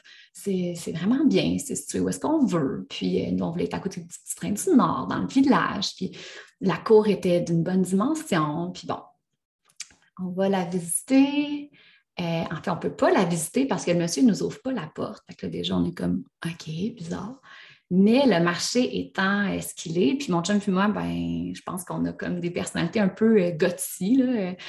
Fait qu'on s'est dit, ben regarde, on fait une offre d'achat conditionnelle à la visite de la maison. Et si ça ne nous convient pas, quand on va la visiter, ben on décline, c'est tout. Et donc, on fait la visite. La maison est vraiment dans un état où c'est ça. Il faut mettre des sous, mais elle était vraiment pas chère. Donc, on était comme, OK, c'est un projet, mais pourquoi pas? Et donc, on embarque dans ce processus-là. Et à partir du moment, et on s'était fait dire que le monsieur était atteint d'un trouble de santé mentale, puis qui était bizarre. Mais là, le spectre est large. Et donc, on passe chez le notaire. Et à partir du moment qu'on est passé chez le notaire et qu'on avait remis notre argent, le monsieur en question a commencé à nous dire qu'il nous avait pogné dans son sac, qu'on était échec et mat, qu'il s'en irait pas, et à être vraiment, oh mon Dieu, j'ai jamais rencontré quelqu'un comme ça, à être, c'était comme diabolique un petit peu, là, son énergie, sa façon d'être envers nous. Et là, sais, moi, quand Thomas est mort, là, j'ai rechoisi chacune de mes amies, j'ai rechoisi mon chum, j'ai tout rechoisi dans ma vie pour que ce soit aligné. Et, euh, et donc, des personnes toxiques autour de moi, j'en avais pas. Et là, je me retrouvais vraiment pour la première fois de ma vie avec une personne vraiment toxique, mais que j'avais pas le choix d'avoir dans ma vie parce que, ben, il habitait dans ma maison, puis là, il construisait des affaires sur le terrain. C'était une personne, en fait, atteinte de bipolarité, mais très sévère, et on soupçonne, en fait, fort probablement qu'il était atteint aussi ben, en fait, qui était pervers narcissique. Et justement, la nuit, non, non, c'est ça. Je reçois un appel, je compte un peu, mais je reçois un appel, bref, début janvier, qui nous dit qu'il ne va pas s'en aller, mais qu'à la limite, on pourrait être coloc. Mais là, ça ne fonctionne pas du tout, là. Puis la maison était quand même assez petite. Donc, avec plein de bienveillance, je dis, ah, malheureusement, c'est pas possible. En fait, les travaux de démolition vont commencer quand vous allez quitter. Puis, et là, le monsieur a vraiment disjoncté. La nuit, justement avant l'enregistrement du premier épisode, il m'a envoyé une série de messages vocaux d'une haine incommensurable. Je ne m'étais jamais fait crier après, je ne m'étais jamais fait donner Écoutez, c'était vraiment, vraiment, vraiment terrible, qu'est-ce qu'il me disait, là. Il a été très, très loin dans ses propos, là, genre, tu mérites juste d'avoir perdu des enfants, vraiment très, très loin. Puis là, j'étais comme face à quelqu'un qui nous en voulait profondément, mais pourtant, on avait été tellement smooth dans cette transition-là. On y avait donné le montant qu'il voulait. Oh, j'avais même écrit une carte de Noël. C'était comme on avait tout fait pour que ça se passe bien. Puis c'était quelqu'un qui était vraiment beaucoup, beaucoup dans... C'était comme s'il aimait ça, être dans le conflit tout le temps. Puis même une année, on lui a dit, regardez, là, rachetez-la à la maison. Peut-être que vous n'étiez pas prêt à la vendre. Nous, on n'a juste pas envie d'être dans ces énergies-là. Mais il ne voulait pas, puis c'était compliqué. Et là, la gravité de ses propos, la violence de ses propos ont fait en sorte qu'il ne pouvait plus nous parler directement. C'était la police. Et là, genre, on s'est ramassé à être comme, genre, les policiers de Val-David et environ, c'était rendu qu'ils venaient chez nous. Puis là, je me dis, mais voyons donc, on déménage de Montréal, on sent que c'est une décision qui est juste pour nous d'habiter en nature à temps plein. Je prends la peine de faire des check-in vraiment souvent, puis on est plongé dans cette situation-là. Et finalement, le monsieur, après une visite avec les policiers, en y répétant que sur l'acte de vente, il fallait qu'il quitte le 15 février, je vais le voir quelques jours avant, accompagné des policiers. Et là, il a disjoncté dans cet après-midi-là. Finalement, il a été entré à l'hôpital, à l'unité psychiatrique. Et il nous a vraiment laissé la maison dans un état épouvantable. Mais comme il y avait des graffitis, il y avait comme mis la hache dans certains murs. La poutre de soutien, on s'est rendu compte qu'elle était coupée. Bref, on a vécu vraiment un cauchemar. Puis, mais tu sais, ça reste matériel, mais moi, j'avais quand même une peur que j'avais l'impression que ce monsieur-là nous en voulait tellement que je me disais, mais qu'est-ce qu'il peut faire? Tu sais, est-ce que là, nous, on commence à mettre des sous pour rénover la maison? Fait que je me sentais là, dans un moment... en fait, c'était la première fois que j'avais, c'est ça, une personne aussi toxique. Puis, mais comme je dis tout le temps en conférence, dans mes ateliers, derrière chaque épreuve, il y a des cadeaux.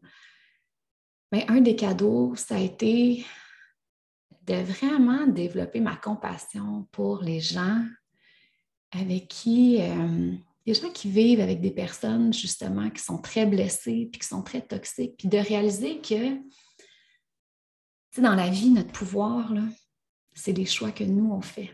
On ne peut jamais changer le monde autour de nous. T'sais. Mais comment est-ce qu'on apprend à vivre, puis à bien vivre, puis à mettre nos limites quand on a quelqu'un de toxique comme ça autour de nous? Puis ça m'a comme renforcée dans à définir mon cercle de pouvoir, puis à définir que, OK, ce monsieur-là, oui, il est dans mon environnement, mais je vais tout faire pour qu'il ne rentre pas trop proche dans mon cercle, pour ne pas trop m'affecter. Mais là, c'est très facile à dire, mais c'était quand même un processus assez difficile. Et on a continué à se connecter à soi, puis à un moment donné, on s'est dit, OK, regarde, on ressent qu'on y va, on va de l'avant, on ne se laissera pas comme, on se laissera pas, on laissera pas les peurs gagner, mais au contraire, on va mettre plein d'amour. Puis là, ma mamie a commencé à prier pour nous, mes parents, la communauté autour de nous, nous-mêmes. Puis tu sais, je mettais ce monsieur-là, en fait, là, je le visualisais, puis j'y envoyais tellement d'amour parce que je ressentais toute sa solitude, puis toute sa tristesse, puis toute sa détresse. Puis c'est comme si la seule chose qui restait à ce monsieur-là pour être en vie, puis se sentir en vie, c'était de créer du trouble parce que c'était comme si ça générait quelque chose autour de lui, tu sais, mais c'était tellement triste en même temps. Fait que j'ai comme enrobé la maison d'amour, j'ai enrobé ce monsieur-là d'amour. Et c'est fou, les prières, les intentions, les belles intentions à l'égard. Tu sais, ce monsieur-là, je n'en voulais pas. J'étais plus comme, on va y envoyer plein d'amour pour qu'il puisse, comme, je sais pas, je voulais mettre de l'amour dans cette situation-là, mais tout en mettant mes limites, tu sais. Fait que c'était comme de trouver ce sweet spot-là, mais de ne pas être en conflit intérieur. Puis c'était vraiment ça, de me dire, bien, mon pouvoir, là, si je fais juste nourrir la haine ou nourrir l'injustice ou nourrir... À qui ça fait mal le plus, c'est à moi. Fait que là, je vais nourrir l'amour, la bienveillance, je vais souhaiter le meilleur pour lui, mais en même temps, je vais mettre mes limites.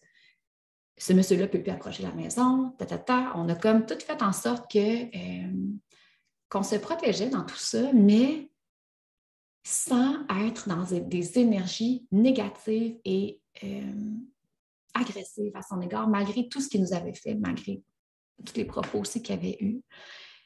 Et ça, là, je vous le dis, quand vous envoyez de l'amour à des gens toxiques, ça fait vraiment un travail. Et doucement, c'est comme si ce monsieur-là, tranquillement, s'est éclipsé. Nous, on a commencé les rénaux. Et là, on a été dans genre 6 mois de rénovation. La COVID aussi, en tout cas, ceux qui rénovent présentement, c'est pas évident parce qu'il y a des pénuries, il y a plein de pénuries et tout. Mais la vie, en même temps, nous accompagnait là-dedans. La vie nous a mis tellement des belles personnes qui sont venues travailler sur le projet, qui déjà changeaient l'énergie de la maison. Écoutez, de l'électricien à ceux qui travaillaient justement les rénaux, c'était toutes des magnifiques personnes. Puis je me disais, c'est fou, tu sais, c'est comme si à travers l'adversité, la vie nous soutient quand même. Et entre-temps, ce monsieur-là, en tout cas, il a eu il a perdu son permis de conduire, donc ça le limitait dans ses déplacements. Il a été réinterné, demandé à l'hôpital. On a appris de demander qu'il plaidait coupable pour une accusation et donc il devait maintenir la paix pendant au moins 2 ans, sinon il allait en prison. Fait que c'est comme si il y a plein d'éléments qui se sont mis autour de nous pour nous protéger. Et là, on est emménagé là, moins d'1 mois. Mais tu sais, pendant ces mois-là, pour revenir un petit peu à ce que je disais au début, il y a eu des moments là, où, tu sais, comme cet été, même je préparais mon programme Renaître à soi, puis j'étais tellement excitée de l'offrir, mais en même temps, Éric et moi, on gérait le projet, fait qu'on n'avait pas engagé de gestionnaire de projet, on voulait sauver des sous, fait que c'était nous-mêmes qui géraient le projet et j'avais vraiment minimisé le temps que ça prend pour gérer un chantier. Fait que le temps, il était vraiment beaucoup dans le projet de maison. Puis je vous ramène cette phrase-là que je me suis redit, qu'est-ce qui est juste pour moi maintenant? Et cette phrase-là m'a permis justement de me dire, ce qui est juste là, c'est de concentrer mon temps puis mon énergie sur la maison. Puis sur ma petite fille, parce qu'en plus, à travers la transition en nature, on avait de la misère à trouver une garderie. Il y a tellement eu de monde qui ont déménagé dans le Nord que les garderies ont comme beaucoup, beaucoup trop de demandes pour le peu d'offres. Et ça a été super difficile. Mais à travers tout ça, une fille extraordinaire, c'est comme manifesté à nous. Elle a gardé Elia jusqu'en nous. Après ça, hop, j'ai eu une opportunité d'une garderie, mais qui est 3 jours semaine, mais que c'est un milieu tellement bienveillant pour Elia. Donc, malgré tous les défis, c'est ça aussi, tu sais, là, ça, c'est mon histoire là, par rapport à la transition, mais malgré tous ces défis-là qu'on a vécus, je me sentais à la bonne place. Je me rappelle cet hiver, j'allais me stationner dans notre driveway parce qu'on ne pouvait pas habiter la maison. Elle était pas, elle était insalubre, mais bon.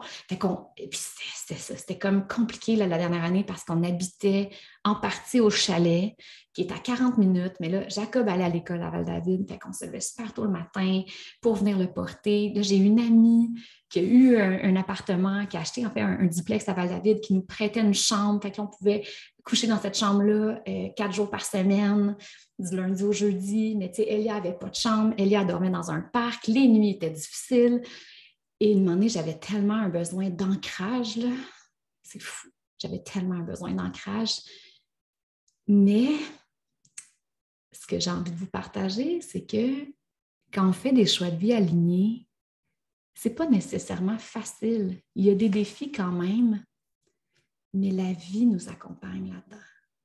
Puis je pense que c'est ça qui est important de se rappeler, de faire confiance. T'sais. Puis aujourd'hui, je sens vraiment que, en fait, depuis la mort de Thomas, là, ça l'a fait 6 ans, là, 2 semaines, même pas, une semaine, même pas, quelques, en tout cas, peu importe, une semaine à peu près. Mais je sens vraiment que ça a été ce chemin-là de mois en mois, d'année en année, de faire des choix qui nous ressemblaient plus. Puis le choix culminant, ça a été de déménager en nature. Ça a été toute une aventure, mais c'est ça. J'allais me stationner chez nous, dans mon entrée. Je prenais mes skis de fond.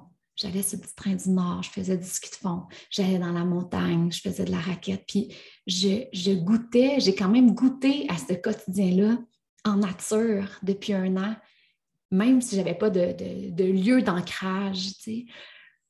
Puis ça me faisait tellement du bien.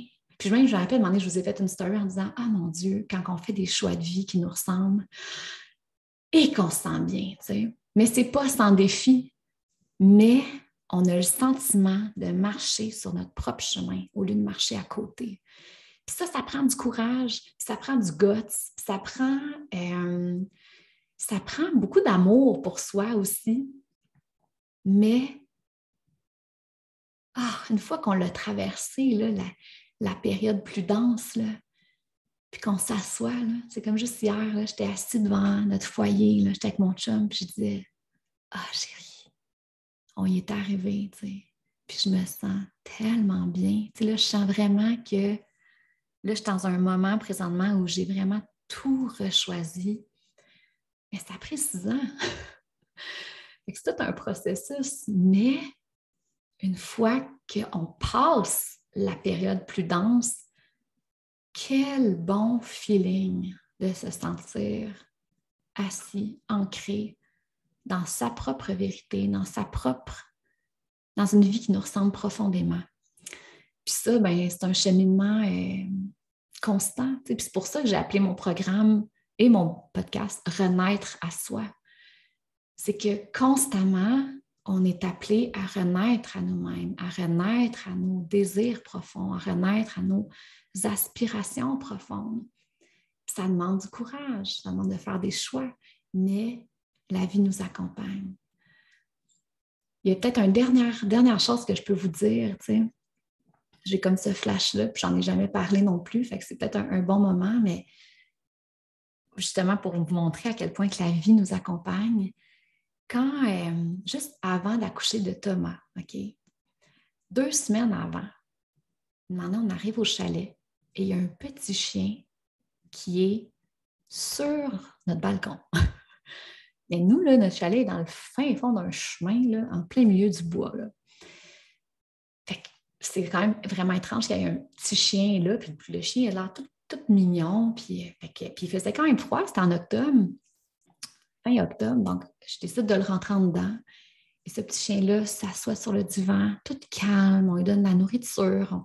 Et là, on fait tout pour retrouver ses maîtres. Et finalement, c'est comme étant un chien abandonné. Fait qu'on décide de l'adopter. On se disait, ben, tu sais, si la vie, elle met sur notre chemin ce petit chien-là, ben, peut-être que c'est un signe on doit en prendre soin. Puis, fait qu'on était comme un peu à l'écoute de ce signe-là. Puis en même temps, on se disait, ben, tu sais, Thomas va être aux soins intensifs pendant quelques mois. Donc, ça va être une belle présence pour Jacob. Puis, et finalement, bon, ben, vous savez ce qui est arrivé avec Thomas. Et ce chien-là nous a tellement fait du bien. Tu sais, la zoothérapie, j'ai vraiment compris ce que c'était, là. Tu sais, ce chien-là venait tellement nous amener de l'apaisement, de l'amour, du non-jugement. Le nombre de fois que j'étais étendue à terre à brailler, puis qu'elle venait juste se coucher sur moi, tu sais, juste pour me dire, je suis là. Tu sais. Et ce chien-là est resté avec nous pendant 2 ans, jusqu'à temps que je sois enceinte de Nélia. Et j'étais enceinte de 5 mois de grossesse. Et le chien commençait à marcher, à avoir de la difficulté à marcher. Finalement, je n'avais pas un bon feeling. On va chez le vétérinaire. On se rend compte que tous ses intestins sont endommagés. Elle a un genre de cancer des intestins. C'est quand même étrange parce que Thomas aussi, son anomalie était aux intestins. Et là, plus qu'on avance, ben, je comprends qu'elle est en fin de vie. Et c'était tellement beau parce que mon amie Marie-Ève Lessine, qui fait un peu de communication animale, elle m'a permis. C'était comme si on se faisait un triangle entre Stella, mon chien, moi et elle. Puis moi, j'ai pris une semaine off. Puis j'ai vraiment accompagné Stella dans sa fin de vie. J'allais au parc avec elle, je l'amenais. Ça ne marchait plus à ce moment-là. J'écrivais beaucoup ce qu'elle m'avait apporté. J'y redonnais tous les cadeaux qu'elle m'avait offerts. Et elle est décédée. En fait, je travaillais dans mon bureau et demandé, je vois une méga flaque de sang. Et finalement, elle a eu une grosse hémorragie, comme Thomas. Et elle est décédée le soir. Mais, tu sais, quand je vous dis que la vie prend soin de nous à travers les épreuves, puis c'était là aussi, ce qu'il faut dire, c'est que c'était quand même un chien très demandant parce que, ben, probablement avec ce qu'elle a vécu, qu'on ne savait pas, là, on n'a aucune idée de ce qu'elle a vécu dans sa vie avant de nous connaître, mais c'est un chien très, très, très anxieux, fait qu'on ne pouvait jamais la laisser tout seul à la maison, fait que ça restait quand même une charge, là, ce chien-là, malgré toute la gentillesse qui l'habitait. Mais c'était comme si elle a fait son chemin, elle nous a comme accompagnés pendant le moment qu'on avait besoin, puis elle a quitté au moment que j'étais enceinte. C'était vraiment spécial, tu sais. Donc, la vie, depuis 6 ans, elle n'est pas sans difficulté, mais je me sens soutenue, je me sens accompagnée. Puis ça, là, j'ai envie de vous le partager parce que des fois, et qu'on a l'impression d'être tout seul, et qu'on a l'impression de marcher sur d'être un peu dans le brouillard, de dire, est-ce que la vie, elle m'aide à quelque part? Est-ce que l'univers, il existe vraiment?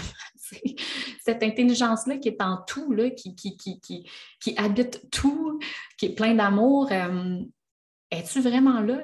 Puis je pense que c'est legit de se poser ces questions-là, puis d'avoir des doutes, mais en même temps, à tellement de moments, il y a eu des synchronicités plus grandes que moi qui sont arrivées, mais qui m'ont permis de prendre soin de moi à travers cette transition-là, à travers une transition vers une vie qui me ressemblait plus. Et peut-être la dernière chose que j'ai envie de vous partager, c'est dans ces choix de vie-là, dans ces transitions de vie, l'importance, oui, de vous connecter à votre ressenti, mais de mettre vos limites aussi. Tu sais, moi, c'est ça aussi que j'ai réalisé dans les derniers mois. Dans les derniers mois, à un moment donné, j'avais plus de jus, j'avais plus d'énergie. Mais tu sais, à chaque fois qu'on sent que c'est trop, osons mettre nos limites. Osons dire non. Tu sais, moi, il y a eu beaucoup d'activités, de moments que j'ai comme fait, ah, vous savez quoi? J'ai pas l'énergie. Puis avant, j'aurais jamais osé dire ça. Mais à chaque fois qu'on dit non à quelqu'un, au lieu de rester juste sur le non, sur la négation, sur le fait qu'on a de se sentir coupable par rapport à ça, ce que j'ai envie de vous dire, c'est vous dites non à cette personne-là ou à cette activité-là, mais vous dites oui à quoi? Vous dites oui à votre besoin. Vous dites oui à vous, finalement. Vous vous choisissez dans ces moments-là. Puis c'est tellement, ça va tellement de pair avec des décisions vers des choix de vie alignés. Et fait que j'avais peut-être envie juste de vous laisser là-dessus, tu sais. Osez dire non quand vous ressentez que c'est pas juste. Et rappelez-vous à quoi vous dites oui. Fait que voilà, ça fait 1 heure et demie que je parle. Mais c'est ça fait vraiment longtemps que j'avais l'envie, puis que vous m'écrivez aussi beaucoup en privé pour que je vous partage la transition de vie. Et je suis rendue dans un moment où je me sens tellement bien, je me sens tellement déposée, puis j'ai cette belle nature qui est autour de moi. Je sens qu'on a fait des choix qui me donnent une qualité de vie, qui nous donnent une qualité de vie. Bientôt, il commence, d'ailleurs, je vous parle, puis il y a une petite neige dehors qui tombe. Puis, donc, d'habiter, pour ceux qui pensent faire cette transition-là en nature, si c'est ce que vous ressentez profondément, je vous dirais go, go, go, plongez. Moi, le moment le plus difficile, ça a été entre le moment où j'ai pris la décision, qu'on a pris la décision de partir de Montréal et le moment qu'on est arrivé. On dirait que là, quand j'étais dans mon appartement à Montréal, je me disais, oh mon Dieu, je vais m'ennuyer de telle boulangerie, oh, je vais m'ennuyer de telle affaire. Mais finalement, pour nous, en tout cas, puis pour moi, là, je parle vraiment à moi personnellement, j'ai vraiment pas eu de regrets. Je me suis pas ennuyée de la ville. Puis même, mon chum et moi, on a décidé de se faire des dates en ville, fait que de savourer la ville pour ce qu'elle a à nous offrir une fois par saison. Puis pour moi, ça me convient complètement, mais dans mon quotidien est plus calme. Le fait d'habiter en nature, le fait d'être proche des arbres, de pouvoir aller marcher dans la forêt comme à 2 minutes de chez nous, d'aller faire du ski de fond. Puis le beat aussi en nature est vraiment différent. Ça m'a pris quelques mois à m'acclimater. Je me disais, mon Dieu, que le monde ne sont pas stressés. Puis à la limite, au début, j'étais pas dans le même... j'étais pas dans le même rythme que les gens, puis j'avais de la misère à m'ajuster, puis ça me confrontait aussi. Mais maintenant, là, des fois, c'est ça. Je fais la ligne pour aller prendre un petit café, puis ça prend une demi-heure dans la ligne, mais hop, le monde se parle, on se parle dans la ligne d'attente, puis finalement, on échange sur des beaux sujets, puis tout est parfait, tu sais. Donc, puis pour moi, c'est sûr que Val-David, je trouvais que c'était un village qui me correspondait de par ses valeurs, de par la magnifique école aussi qui est ici au cœur du village, l'école Waldorf, qui est vraiment une belle philosophie, qui est vraiment, qui amène les enfants à se reconnecter à leur âme. C'est vraiment, vraiment beau, les valeurs de cette école-là. Fait que ça nous correspondait. Puis c'est une communauté qui est assez progressiste. Donc, je trouvais ça bien. J'avais l'impression c'est ça, d'être entourée d'une communauté qui partageait en tout cas certaines valeurs comme moi. Mais l'important, encore une fois, c'est qu'est-ce qui est juste pour vous. Puis l'appel en nature, il peut être ressenti, mais c'est peut-être pas juste pour vous maintenant. Et le maintenant, il est vraiment, vraiment important parce que moi, supposons, pendant le deuil de Nélia, je sentais le retour à Montréal le dimanche soir était de plus en plus difficile.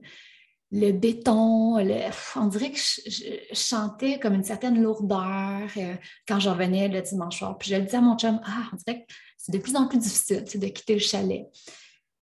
Mais c'était pas juste pour moi à ce moment-là de déménager, mais c'était comme si tranquillement cette réflexion-là faisait son œuvre. Donc, laissez-vous vraiment le temps, puis l'espace, puis la liberté, en fait, d'écouter qu'est-ce qui est juste pour vous maintenant.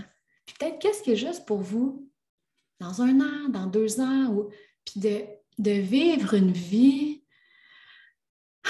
en ouverture du cœur, puis en ouverture avec justement, en vous permettant, en vous donnant la permission de faire des choix de vie pour vous. Et vous allez tellement y goûter. Une fois que ça va être fait, ça ne sera pas sans défi, mais vous allez vous sentir vivant, vous allez vous sentir aligné, vous allez vous sentir que votre vie a goûte. Puis c'est dans les petites choses, là, c'est pas les grandes choses, c'est vraiment dans les petits moments du quotidien. Donc, j'ai envie de vous laisser sur ça. Puis de vous dire que ce qui s'en vient sur Pastel Flow, c'est tellement beau que là, enfin, je rentre dans ma maison. Elia est à garderie, les rénaux sont finis, que là, ce qui est juste pour moi maintenant, c'est vraiment de me plonger dans le programme Renaître à soi, mais aussi dans le programme Leadership intérieur, qui est super beau, qui s'en vient, que je fais avec Marie-Ève Lessine, qu'on va déployer fin février, début mars. C'est vraiment là que je sens que c'est juste. Ah, mon Dieu, je voulais aussi vous donner des nouvelles de la deuxième saison. Je prends-tu le temps de faire ça? Oui, OK. Je prends le temps de faire ça parce que c'est ça. Sur les réseaux sociaux, j'ai été vraiment moins présente dans les derniers mois parce que c'est ce qui était juste pour moi à ce moment-là. Puis je me suis permis de vraiment écouter ce besoin-là de déconnecter puis j'avais juste vraiment envie de... Ouais, on dirait que j'avais envie d'être loin de mon cellulaire puis de vivre mes moments pour moi et de ne pas être tout le temps... Je ne sais pas si vous avez ce réflexe-là, là, mais souvent, moi, avant, j'étais comme « Ah, c'est tellement beau, ça va inspirer la communauté, ah, je vais prendre une photo. » Puis là, c'était comme si je vivais le moment, mais il y avait une partie du moment que je ne vivais pas pleinement parce que j'étais en train de le filmer ou de le prendre en photo. Puis là, en tout cas, dans les derniers mois, je n'avais pas envie de ça. J'avais juste envie d'être pleinement présente dans ma vie. Donc, je me suis vraiment permis d'être moins présente sur les réseaux sociaux. C'est ça qui était juste. Donc, ça a fait en sorte que je ne vous ai pas donné beaucoup de nouvelles de la saison 2. Bon, l'été passé, je vous l'ai dit, on pitchait à Tout.tv. Tout.tv avait un grand intérêt envers Pastel Fluo 2. Les personnes de cette saison-là, oh mon Dieu, c'est toutes des personnes que j'aime vraiment. Puis tu sais, quand je vous dis de suivre l'élan de la vie, j'étais justement, ça faisait quelques mois que je ressentais l'appel d'aller à la rencontre de gens, que je ressentais l'appel de faire une deuxième saison. Puis que je sentais que tranquillement, ça allait se matérialiser. Mais tu sais, on le sent, hein, à un moment donné, on sent un appel, puis là, la première phase, c'est de ressentir, d'avoir un peu les intuitions, puis de demander, on sent que là, c'est rendu plus dans le concret. Fait que là, j'ai contacté toutes ces belles personnes-là que je ressentais l'envie de faire un portrait sur leur sagesse, sur ce qu'elles ont à transmettre. Et tout le monde était vraiment excité. Et donc, j'ai présenté à Tout.tv. La réception a été vraiment bonne. Pastel Fluo va vraiment, vraiment bien sur Tout.tv. Les codes d'écoute sont au rendez-vous. Et les gens partagent sur les réseaux sociaux aussi. Donc, il y a un beau rayonnement. Et bon, bref, Tout.tv est vraiment content d'offrir cette série-là. Et là, ça a été, c'est ça, tout l'été, on essayait de trouver des façons de financer parce que les budgets n'étaient pas assez élevés, bon, bref, blablabla. Et finalement, bon, la dernière conversation qu'on a eue, s'il y avait un budget, c'était plus par 2024. On trouvait que c'était trop long. Là, je dis on parce que la saison 2, je l'ai fait avec KO.TV, qui est une super belle boîte de production. J'ai des belles relations avec eux, je les aime vraiment beaucoup. J'ai travaillé pour eux dans mon ancienne vie de productrice, puis c'est vraiment la boîte que je voulais qui m'accompagne dans la saison 2 de Pastel Fluo, puis ils ont vécu aussi les deuils avec moi. Donc, c'était super, c'était aligné de leur donner ce chapeau-là de la production, puis moi, de vraiment me concentrer sur la création, l'animation. Et une année, on a comme senti, autant que c'est vraiment bizarre parce que ça s'en est super bien. Et là, je ne sais pas ce qui s'est passé chez Tout.tv, probablement des coupures de budget, mais une année, hop, c'était comme plus possible. Ils ont laissé aller le projet. Et j'étais vraiment, vraiment déçue. Mais je me suis dit, écoute, si c'est pas là, la vie ouvre les portes où est-ce qu'elle doit ouvrir les portes. Donc, puis moi, à ce moment-là, je ressentais aussi que la priorité, c'était vraiment le programme Renaître à soi puis le programme Leadership intérieur. Fait que je me suis dit, bon, peut-être que la vie fait bien les choses. Je vais me concentrer là-dessus. Puis la saison 2, je ressens qu'elle va arriver de m'emmener la saison 2, mais je vais faire confiance à plus grand que moi. Et là, finalement, on a pitché à TV5. TV5 qui sont vraiment plus dans des quêtes, justement, des quêtes personnelles, des quêtes de société. Donc, ça s'alignait super bien. Je n'ai pas encore de nouvelles. Ça leur prend toujours quelques mois. On leur a pitché fin septembre et on s'est fait dire qu'on aurait un retour vers décembre, janvier. Donc, je vous tiendrai au courant naturellement, mais je voulais quand même vous laisser les dernières nouvelles. Je ne sais pas. Est-ce que ça va aller de l'avant sur TV5? Je ne sais pas. Je pense que c'est très, très, très aligné. Et j'essaie de faire confiance à tout ça, mais je voulais juste quand même vous tenir au courant pour celles qui se demandaient, puis de m'excuser, là, je vous ai pas tenu au courant, mais c'est ça, j'étais comme un peu plus distante des réseaux sociaux, mais là, vous voyez, je ressens tranquillement l'envie de partager de plus en plus, puis voilà, fait que c'est ça qui est juste pour moi maintenant, de revenir un peu plus, puis de partager, parce que je sens que j'ai l'espace pour le faire, fait que c'est merveilleux. Fait que voilà, ça a été un long partage, mais j'espère que de par, c'est ça, ces prises de conscience-là que j'ai faites, ce chemin-là que vous pouvez faire, que ça peut vous donner des petites pépites, de la petite nourriture pour marcher votre propre chemin, pour avoir confiance que la vie est bonne, puis que la vie, que chaque tunnel noir qu'on traverse, il y a toujours un soleil au bout. Mais il faut le marcher, ce tunnel-là, plus sombre, avant d'y goûter au soleil. Mais une fois qu'on sort du tunnel, là, je vous le dis, là, le soleil, là, il resplendit, il nous illumine, il nous réchauffe, puis on le savoure vraiment. Donc, savourez chaque instant, puis ayez confiance que tout est parfait, qu'on est supporté, puis que quand on s'aligne dans notre propre flot, ben moi, j'ai la croyance qu'on s'aligne aussi avec le flot collectif. Tu sais, par exemple, renaître à soi, je me suis dit, ben, si ce n'est pas juste pour moi présentement de le sortir en septembre, puis que pour m'honorer, c'est d'attendre quelques mois, mais probablement que c'est à cause que les gens en ont peut-être plus besoin en janvier. Puis vous voyez, j'ai des programmes, genre des invités, des gens qui sont vraiment, vraiment précieuses à mes yeux que je vais intégrer aussi pour aller encore plus loin avec les participantes, puis vous faire goûter à leur médecine aussi. Et pour ces filles-là aussi, ça la donnait mieux en janvier. Donc, finalement, c'est ça. Quand on s'aligne avec soi-même, on s'aligne avec le collectif aussi. Donc, j'ai envie de vous laisser là-dessus. Là, j'ai assez parlé. Puis, aussi, le podcast avec Sophie Maffolini va sortir la semaine prochaine. J'ai pris une pause de 2 mois des épisodes justement parce que j'avais pas l'espace puis que c'était pas ça qui était juste pour moi présentement. Mais il est magnifique l'épisode de la semaine prochaine. Donc, ça s'en vient. Vous allez voir, c'est un autre épisode rempli de pépites. Fait que je vous aime puis je vous souhaite une belle journée, puis je vous souhaite de vous choisir, puis de vous honorer, puis de mettre vos limites, puis de vous aligner, puis d'avoir confiance. Bye!